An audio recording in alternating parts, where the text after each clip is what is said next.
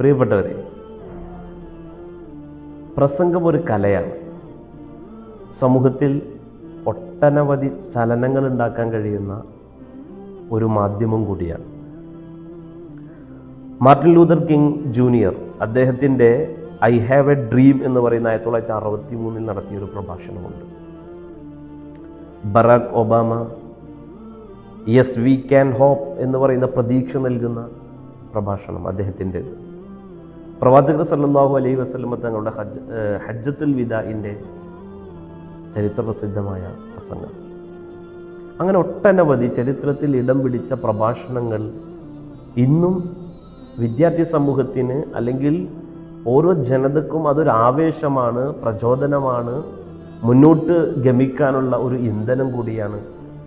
ഈ പ്രസംഗം എന്ന് പറയുന്നത് ഇറ്റ് ക്യാൻ ഇൻസ്പയർ, അത് ആളുകളെ പ്രചോദിപ്പിക്കാൻ, ആളുകളെ വീണ്ടും സജ്ജരാക്കാൻ കഴിയുന്ന ഒരു കലയാണ്.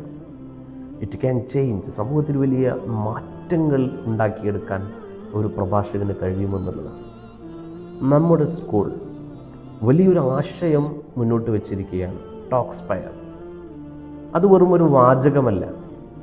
നമ്മുടെ വിദ്യാർത്ഥികളെ കൃത്യമായി അവർക്കൊരു എവിടെ എത്തണം, എത്തിയാൽ എന്താവണം എന്നതിലേക്കുള്ള ഒരു പ്രചോദനം നൽകുന്ന ഒരു വലിയൊരു ആശയമാണ് ടോക്സ്പയർ എന്ന് പറയുന്നത്. ഒരു വെറും ഒരു കോമ്പറ്റീഷൻ അല്ല, അങ്ങനെ ആരും കാണുകയും ചെയ്യരുത്. ഇത് കുട്ടികളിൽ പലവിധ കഴിവുകളുണ്ട്, സർഗവാസനകളുണ്ട്.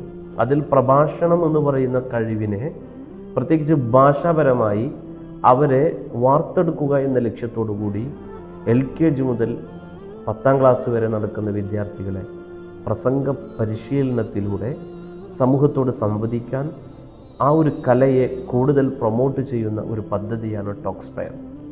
അതിൻ്റെ 1ാം ഘട്ടം കഴിഞ്ഞു. 2ാം ഘട്ടത്തിലേക്ക് നടക്കുമ്പോൾ അതിൽ മത്സരാർത്ഥികളായ എല്ലാ വിദ്യാർത്ഥികൾക്കും നല്ലൊരു ഭാവി ഉണ്ടാവട്ടെ എന്ന് ആശംസിച്ചുകൊണ്ട് ടോക്സ്പയർ സമൂഹത്തിന് വലിയൊരു പ്രചോദനമാവട്ടെ. നന്ദി, നമസ്കാരം.